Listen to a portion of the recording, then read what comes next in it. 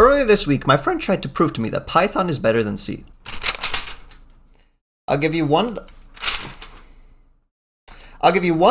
if you can implement this Python function in C, colon. So I'll give you the backstory on this. My friend's been always a big fan of, baby programming languages like Python, and cannot see the beauty of C. So let's look at the code and see what's going on.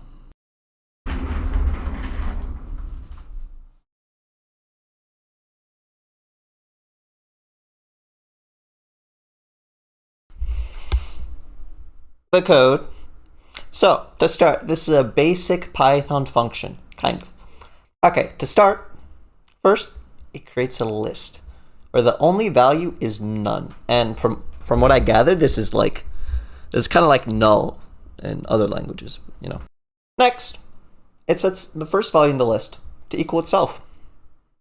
Interesting. And then third, it returns itself. That's it. And so what's pretty much happening here is that it's a recursive list. And so what that means, it's essentially a value in itself. Now, this seems pretty easy. The main issue is Python is what we call a dynamically typed language.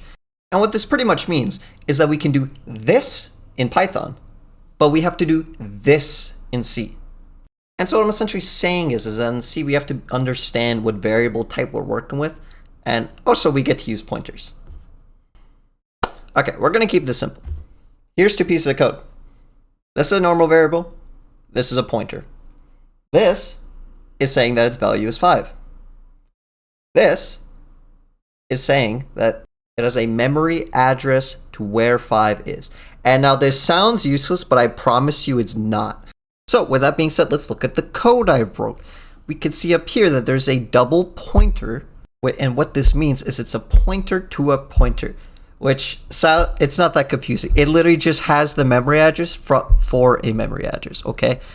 And so let's look at this function. It's super simple. We set it to null, and then we set it equal to itself. And so then we're gonna print like and subscribe, right? And so we can see the output, it's just garbage. That actually tells us nothing. But we can look at the next print statement and see that, oh, this checks if it's equal to itself. And then when we look at the output, it is equal to itself. Wow, crazy. Now, let's add more to this. Let's add like a couple integers into this, right? Numbers. And so this is kind of what the code looks like.